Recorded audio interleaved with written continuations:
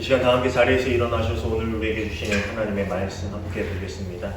오늘 우리에게 주신 하나님의 말씀은 느헤미야 12장 27절부터 43절까지의 말씀입니다. 느헤미야 12장 27절부터 43절까지의 말씀을 제가 받들어 읽겠습니다. 예루살렘 성벽을 봉헌하게 되니 각처에서 레위 사람들을 찾아 예루살렘으로 데려다가 감사하며 노래하며 재금을 치며 비파와 수금을 타며 즐거이 봉헌식을 행하려 하며, 이에 노래하는 자들이 예루살렘 사방 들과 느도바 사람의 마을에서 모여들고 또 벳길갈과 게바와 아스마의 뜰에서 모여들었으니, 이 노래하는 자들은 자기들을 위하여 예루살렘 사방의 마을들을 이루었습니다. 제사장들과 레위 사람들이 몸을 정결하게 하고 또 백성과 성문과 성벽을 정결하게 하니라.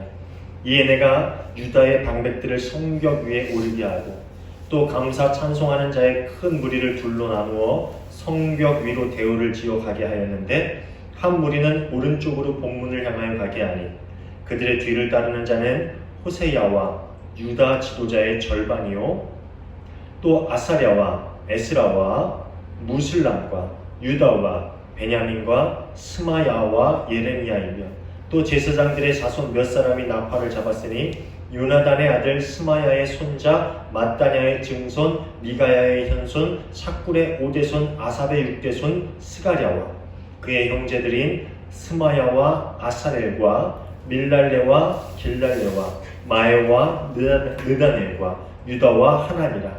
다 하나님의 사람 다윗의 악기를 잡았고 학사 에스라가 앞서서 샘문으로 전진하여 성벽으로 올라가는 곳에 이르러 다윗성 층계로 올라가서 다윗의 궁 윗길에서 동쪽으로 향하여 수문에 이르렀고, 감사 찬송하는 다른 무리는 왼쪽으로 행진하는데 내가 백성의 절반과 더불어 그 뒤를 따라 성벽 위로 가서 화덕 망대 윗길로 성벽 넓은 곳에 이르고 에브라임 문 위로 옛문과 어문과 하나넬 망대와 함메아 망대를 지나 양문에 이르러 감옥문에 멈추매, 이에 감사 찬송하는 두 무리가 하나님의 전에 섰고 또 나와 민장의 절반도 함께 하였고, 제사장 엘리야김과 마아세야와 미냐민과 미가야와 엘류에네와 스가랴와 하나냐는 다 나팔을 잡았고, 또 마아세야와 스마야와 엘르아살과 우시와 여호하난과 말기야와 엘람과 에살이 함께 있으며 노래하는 자는 크게 찬송하였는데 그 감동은 예스라히야라. 이날에 무리가 큰 제사를 드리고 힘이 즐거워하였으니 이는 하나님이 크게 즐거워하게 하셨습니다. 부녀와 어린아이들도 즐거워하였으므로 예루살렘이 즐거워하는 소리가 멀리 들렸느니라. 아멘. 이는 하나님의 말씀입니다. 자리에 앉아주시기 바랍니다. 오늘도 주님의 평화가 여러분 모두에게 함께 하시기를 간절히 소원합니다. 오늘 느헤미야 12장의 본문은 또 하나의 명단으로 시작을 합니다. 우리는 중간 27절부터 읽었는데요. 12장 1절을 보면은 스알디엘의 아들 스룹바벨과 예수와 함께 돌아온 제사장들과 하면서 또 하나의 명단으로 시작을 합니다. 느헤미야를 읽다 보면은요, 우리가 참 읽기 힘든 부분 중에 하나가 있는데, 그게 뭐냐면은 명단이 정말 많이 등장한다라는 거죠.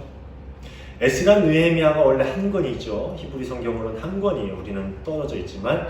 그래서 이 에스라 느헤미야를 합쳐서 보면은요, 전체 분량의 4분의 1 정도, 약 25% 정도가 명단이라고 합니다. 그러니까 정말 많은 부분을 차지하고 있지요. 우리 느헤미야만 해도요, 여러분 기억나는 명단이 뭐 있어요? 3장에 보면은 처음으로 성전 건축에 참여한 명단이 나옵니다. 그리고 7장에 보면은 인구를 이전시키기에 앞서서 에스로와 함께 귀환했던 사람들의 명단이 한 번 더 나오죠. 그리고 10장에 보면은요, 언약 갱신하는 동안에 그 언약에 인을 친 사람들, 혹은 서명하거나 인을 친 사람들의 명단이 나오고요. 11장에 보면은요, 예루살렘에 거주하게 된 이들의 명단이 나오고, 그리고 또 오늘 제사장들과 레위인들의 명단, 그리고 성벽을 함께 돌았던 레위인들과 제사장들의 명단이 쭉 등장을 합니다. 이 역대기서와 에스라 느헤미야서를 합치면서 이 역대기 역사서라고 하거든요. 신학적인 용어로 역대기 역사서라고 합니다. 근데 이 역대기 역사서들의 특징은 우리가 역대기서를 보면 알 수 있듯이 뭐냐면은 명단이 꽤 많이 등장하는 편입니다. 그 이유는 이 역대기 역사서들이 기록된 것은 포로기 이후의 일이에요. 포로에서부터 돌아와서 그 이후에 이 역대기 역사서들이 기록이 되었는데, 그러다 보니까 이방 땅에서 귀환해서 다시 구성된 이스라엘 공동체의 순수성 그리고 정통성을 강조하기 위해서 족보라든지 가문의 명단 등이 상세히 기록이 되어 있는 겁니다. 그러니까 우리는 순수한 하나님의 백성, 선택받은 민족이다라는 것을 강조하기 위해서 명단을 계속 얘기하고 있는 거예요. 그러니까 이방 땅에서 오랜 포로 생활에도 불구하고 자신들은 어떤 사람이다? 하나님의 선택받은 백성이다. 우리 조상 때로부터 선택받아서 지금까지 하나님이 보호하시는 하나님의 백성이다라는 것을 잊지 않기 위해서 너희가 누구라고? 하나님의 백성이다라는 것을 알려주기 위해서 계속적으로 족보 등 명단을 반복해서 이야기하고 있는 거죠. 그리고 특별히 이 에스라 느헤미야서에서 수많은 명단이 언급되고 반복되고 있는 것 중에 하나는 그 명단이 이야기해 주는 것이 이방 땅에서 돌아온 하나님의 백성을 통해서 하나님의 은혜의 역사를 만들어 가셨다. 하나님의 은혜의 역사를 만들어 가셨다라는 것을 강조하기 위해서 이 명단들을 수없이 반복하고 있는 겁니다. 사실 명단은 하나님의 모든 사역에 참여한 이들을 다 기록하고 있지는 않아요. 그러기에 너무 분량이 방대하니까 소수의 대표성을 가지고 있는 지도자들만 언급하고 있죠. 그렇죠? 그렇지만 사실 명단이 이야기하고자 하는 것은 그 소수의 대표성을 가진 사람들만 하나님의 사역에 참여했다? 하나님이 사용하셨다? 그게 아니라 그 모든 사람들을 하나님이 사용하셔서 이스라엘 모든 백성들을 통해서 하나님의 역사를 만들어 오셨다.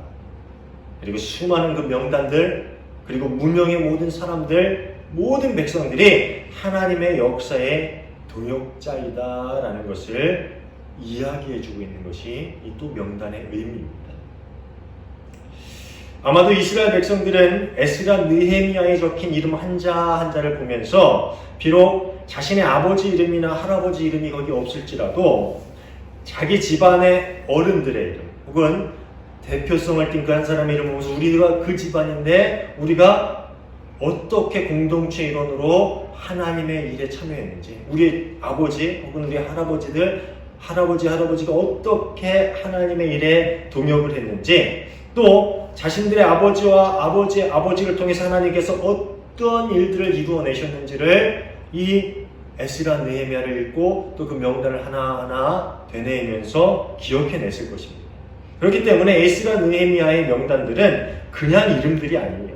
그 안에 모두 이야기를 가지고 있는 이름들이지. 사실 우리 이름 자체가 모든 이야기를 담고 있는 이름들이긴 하지요.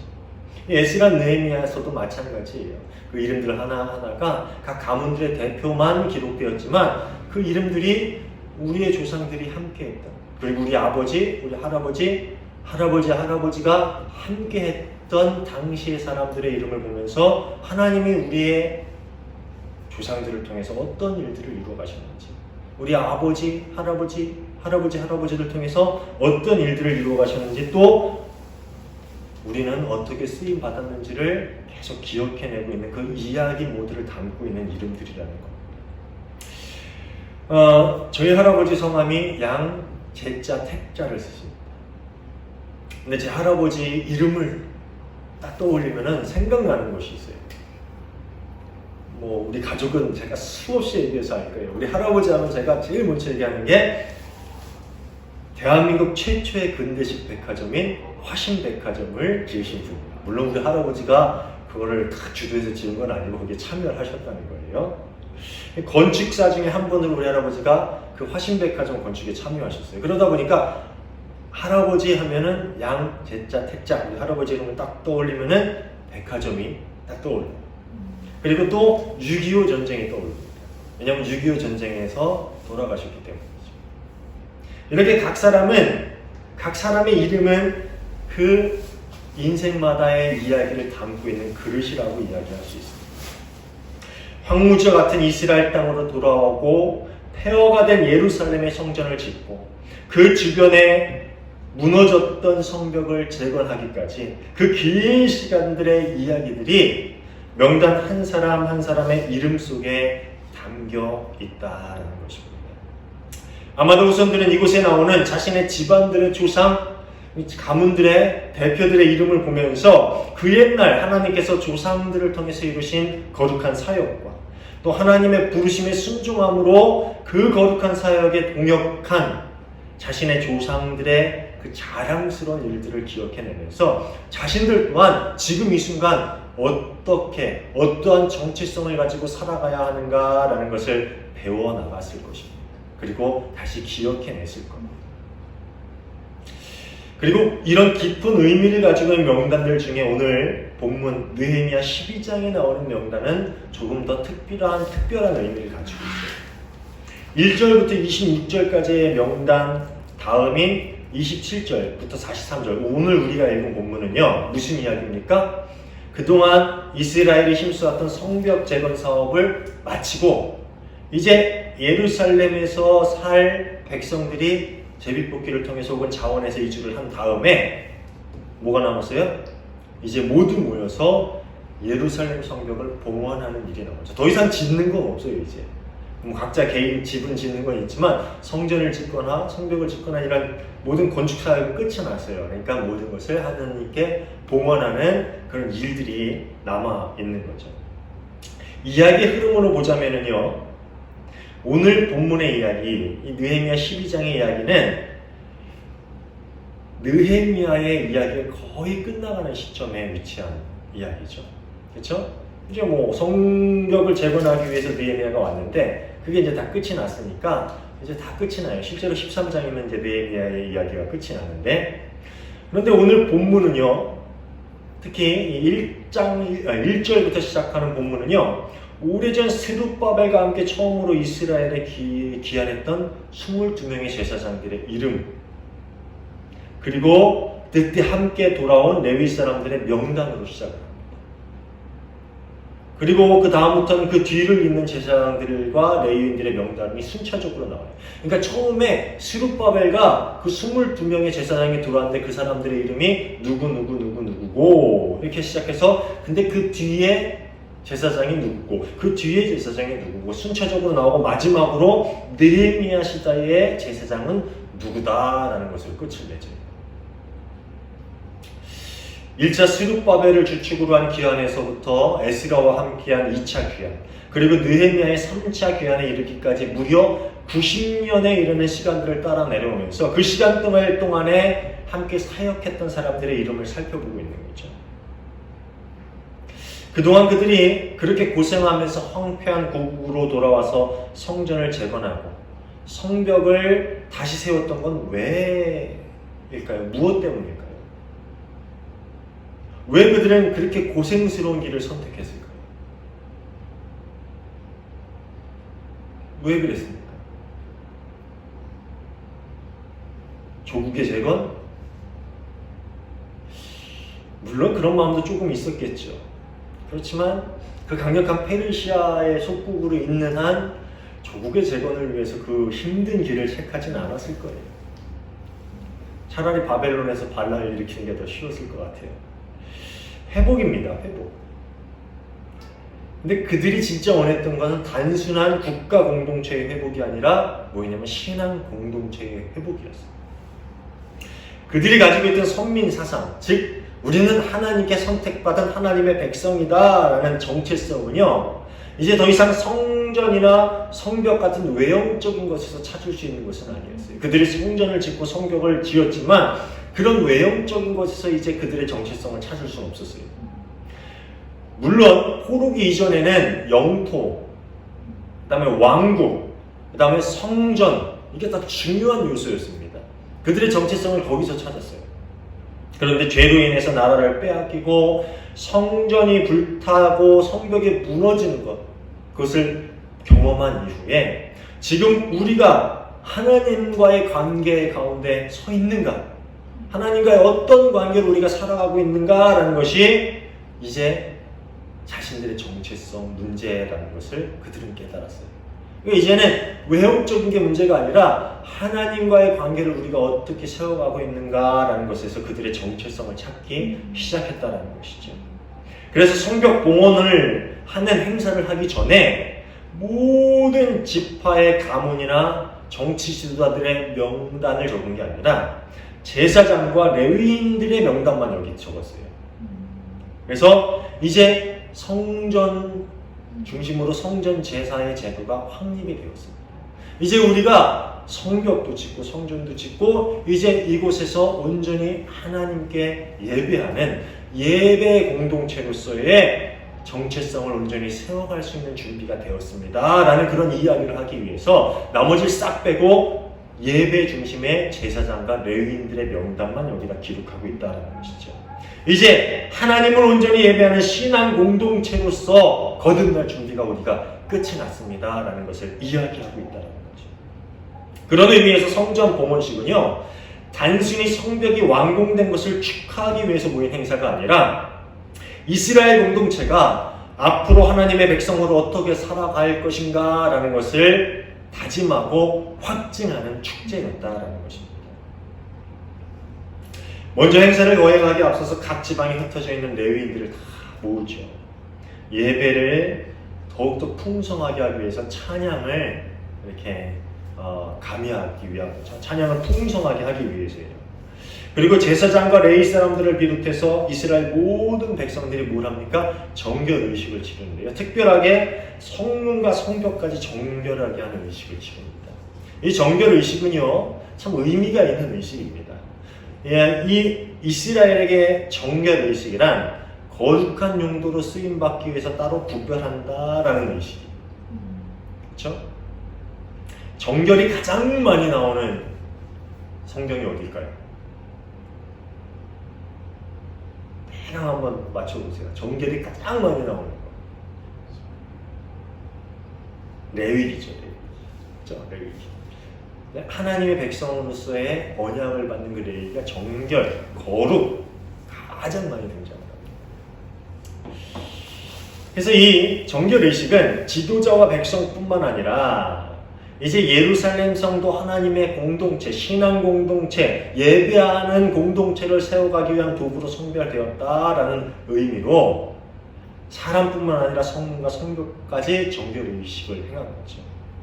그리고 정결 의식을 마친 백성들이 두 무리로 나뉘어서 성벽에 올라가서 한쪽은 오른쪽으로, 한쪽은 왼쪽으로 쫙 그 성벽을 걸으면서 행진하다가 어디서 만나요? 두 무리가 성전 앞에서 만나 기쁨으로 찬양하며 하나님을 제사했다라고 오늘 우리가 읽은 본문은 그렇게 자세히 이야기해 주고 있습니다. 저는 이 백성의 무리가 성벽을 돌며 하나님을 찬양하는 그 모습을 상상하면 참 재미있었어요. 왜냐하면요, 불과 얼마 전까지만 해도, 몇 년 전도 아니고 불과 몇 달 전까지만 해도 성벽 재건을 조롱하던 사람들 중에 도비아라는 사람이 있죠. 이 도비아라는 이름은 계속 여러분 아마 기억하게 될 텐데, 안 좋은 쪽으로 기억하게 되죠. 근데 그 사람이 도비아가 뭐라고 비방했습니까? 기억나세요? 도비아가 성벽 재건하는 걸 보면서 이렇게 비난합니다. 그들이 건축하는 돌 성벽은 여우가 올라가도 꼭 무너질 것이다. 그런데 이스라엘 백성들이 무리를 지어서 성벽에 올라가서 그 성벽을 돌면서 하나님을 찬양하는 모습을 그들이 봤다면은 과연 그들은 어떤 생각을 했을까? 한번 그 상상을 해봤어요. 좀 즐겁지 않습니까? 하나님은 이 적들의 조롱을 기쁨으로 나의 기쁨으로 만드는 그런 능력이 있으신 분이신 줄로 믿으시길 바랍니다. 아마도 이스라엘 백성들은 그 모욕적인 비난을 기억하고 있었을 거예요. 그걸 어떻게 잊어버립니까? 오죽하면은 느헤미야가 그것을 기록해놨어요. 성경에다가. 그러니까 이스라엘 백성들 그걸 잊지 못했을 거예요. 그렇게 성벽을 돌며 찬양하는 그 순간이 더욱더 감동적이고 기뻤을 것입니다. 그리고 그들의 기쁨은 하나님께 제사를 드리는 순간의 절정에 다다랐는데요. 43절 말씀입니다. 그날 사람들은 많은 제물로 제사를 드리면서 기뻐하였다. 하나님이 그들을 그렇게 기쁘게 하셨으므로 여자들과 아이들까지 함께 기뻐하니 예루살렘에서 기뻐하는 소리가 멀리까지 울려 퍼졌다. 여기서 재밌는 표현이 안에 나오는데 그게 뭐예요? 그들이 기뻐했다가 아니라 뭐예요? 그 뒤에 하나님이 그들을 그렇게 기쁘게 하셨다. 그들이 정말 기쁘고 감동적이고 이렇게 기쁨의 축제를 즐긴 것은 하나님이 그들을 그렇게 기쁘게 만드셨다라는 겁니다. 이제까지 우리가 봐서 알 수 있듯이 이 성전과 성벽을 재건하는데 그들이 얼마나 많은 땀과 눈물을 흘렸습니까? 때로는 적들의 위협과 조롱을 견뎌냈어야 됐고요. 또한 공동체 내부로서는 빈곤과 분열의 문제를 해결해야만 했습니다. 그렇지만 그들은 하나님의 백성으로서의 신앙 공동체를 회복하겠다는 그 거룩한 사명을 이루기 위해서 정말 온 힘을 쏟았고요. 결국 하나님께서는 이들의 그 고난과 고통과 슬픔과 그 모든 눈물을 정말 큰 기쁨과 찬송으로 모두가 알 수 있는 기쁨과 찬송으로 바꾸셨다라는 것이죠. 하나님과의 관계가 회복된 그 안에서 이스라엘은 참된 기쁨을 누릴 수 있게 되었다라고 성경은 우리에게 이야기해주고 있습니다. 하나님께서 그들을 그렇게 기쁘게 하셨다라는 것은 하나님과의 관계 안에 들어와서 관계가 회복됨으로 그들은 그렇게 하나님께서 주시는 기쁨을 누릴 수 있었다라는 것이죠. 사랑하는 여러분, 우리의 기쁨은 어디서 옵니까? 우리의 기쁨은 어디서 옵니까? 몇 달 전에 어떤 목사님과 이야기를 나누는데 좀 오래됐어요. 딸이 올해 대학을 들어가는데 무슨 과를 갈 거예요? 뭘 하고 싶어 해요? 라고 물으니까 무조건 돈 많이 버는 학과에 들어가고 싶어 한다. 딸이 그렇게 얘기했대요. 나는 무조건 돈 많이 버는 데 갈 거예요. 개척교회 목사로 살다 보니까 자녀들이 경제적으로 얼마나 힘들게 살았겠어요. 그 생각을 하면서 좀 마음이 아프더라고요. 얼마나 애가 힘들었으면 그냥 난 돈 많이 버는 학과에 들어갈 거예요. 그래서 혹시나 하는 마음으로 우리 딸한테 우리 딸이 지금 가고 싶어하는 학과가 있어서 너는 왜 그 학과에 가려고 그래? 어떤 그런 쪽으로 무슨 비전이 있어? 라고 했더니 아니 거기 가면 돈 많이 벌 수 있을 것 같아서 그렇게 대답을 하더라고요.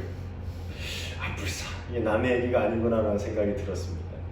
근데 신기하게도 요즘 아이들 대부분이 돈 많이 버는 직업이 최고다라는 생각을 가지고 있어요.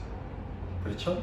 아이들 물어보면은 제일 첫 번째로 되고 싶은 게 뭐냐 하면은 옛날에는 아이돌이었어요. 아이돌. 가수. 요즘에 뭔지 압니까? 유튜버.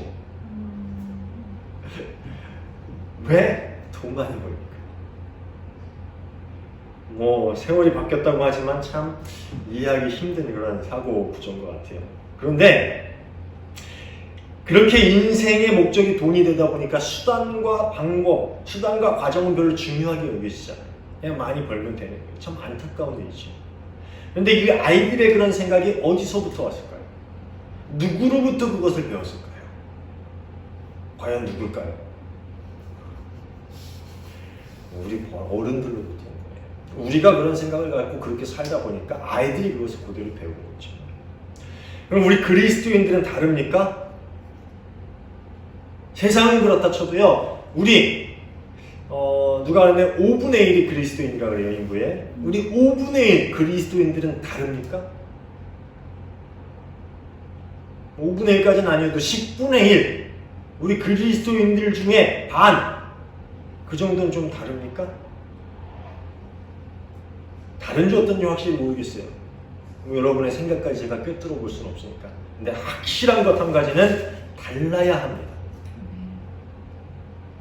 이스라엘은 이전에 번성했던 나라에 살았어요. 솔로몬, 그때 뭐 보면은 각국에 와가지고 다 조공을 바쳤죠. 번성했던 나라에서 삶을 살았어요. 근데 그곳에서 그들은 하나님을 잊어버렸습니다. 그들이 누리는 세상적인 부유함에 도취되어서 거기서 기쁨을 찾기 시작했습니다.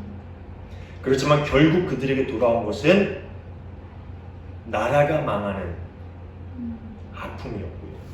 포로가 되고 끌려가는 굴욕과 수모였고요. 이방 땅에서 살면서 겪어야만 했던 눈물과 고통의 시간들이었습니다. 저는 오늘날 교회가 그 정체성을 잃어버렸기에 참된 기쁨과 진리가 어디에서부터 오는가라는 그 정체성을 잃어버렸기에 세상으로부터 그런 조롱을 받고 있다고 생각을 합니다. 부당하다고 얘기하기에는 우리 스스로가 우리를 돌아봅시다. 외형적인 것에 치중하고 물질적인 부분에서 무너졌고요. 하나님과의 관계 회복에 소홀했습니다. 하나님의 백성, 그리스도의 가르침을 따라야 하는 신앙 공동체로서의 정체성을 잃어버렸고 서로의 즐거움을 위해서 모이는 친목 집단, 서로의 이익을 위해 뭉치는 이익 집단의 모습으로 변질되었기 때문에 우리는 지금 세상으로부터 외면을 받고 있는지도 모릅니다. 이스라엘은 모든 시간이 지난 후에 그들의 존재의 목적을 온전히 깨닫게 되었어요. 그들이 왜 이 땅에 보냄을 받았는가? 그들이 왜 선택을 받았는가? 그들이 왜 지금 살아가야 하는가? 무엇을 위해 살아가야 하는가? 하나님의 백성으로서의 정체성을 회복하고 난 후에 그들은 온전히 하나님 안에서 기쁨을 누릴 수 있게 된 것입니다.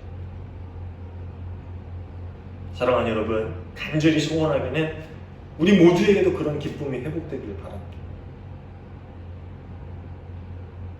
하나님과의 관계가 회복되고 그리스도인으로서의 정체성을 온전히 깨달아가므로 삶의 자리에서 우리가 살아가는 목적을 온전히 이루어갈 수 있는 저와 여러분 모두가 되시기를 간절히 소원합니다. 이스라엘 백성들이 모든 일들을 마친 후에 이제 우리가 하나님의 백성으로 살아야겠구나라는 것을 깨닫고 그것을 확증하기 위해서 모이고, 그리고 그 모임 가운데 하나님께서 그들을 그렇게 기쁘게 하셨던 것처럼 그리스도인으로서의 정체성을 온전히 깨닫고 삶의 자리에서 우리 삶의 이유, 우리 삶의 목적들을 온전히 이루어갈 때 우리 모두를 기쁘게 만드시는 하나님의 역사가 우리 삶 가운데 가득 넘쳐나게 될 줄로 믿습니다. 온전히 그 기쁨, 그 참된 기쁨, 우리가 그리스도인으로서 살아가고 하나님과의 온전한 관계를 맺고 그리고 그 안에서 주어지는 그 기쁨이 저와 여러분 모두의 삶에 늘 충만하기를 주님의 이름으로 축원합니다. 기도하겠습니다. 하나님 감사합니다. 우리를 주님의 자녀로 택하여 주시고 세상 가운데서 빛과 소금의 역할을 감당할 수 있는 그리스도의 제자가 되게 하심에 감사를 드립니다. 우리가 왜 사는지, 무엇을 위해 살아야 하는지를 온전히 깨닫게 하시고 그 정체성을 잊지 않고 세상 가운데 온전히 복음을 전하는 제자로 빛과 소금으로 살아갈 수 있도록 주님 도와주옵소서. 그리고 그렇게 주님과의 온전한 관계 가운데서 동행하며 누릴 수 있는 기쁨이 우리 삶 가운데 가득할 수 있게 하여 주시옵소서. 우리 마음은, 우리의 육신은 연약하지만 주님께서 주시는 성령의 능력으로 우리가 그 모든 일들을 온전히 감당하게 하실 줄 믿고 감사하며 예수님 이름으로 기도하옵나이다. 아멘.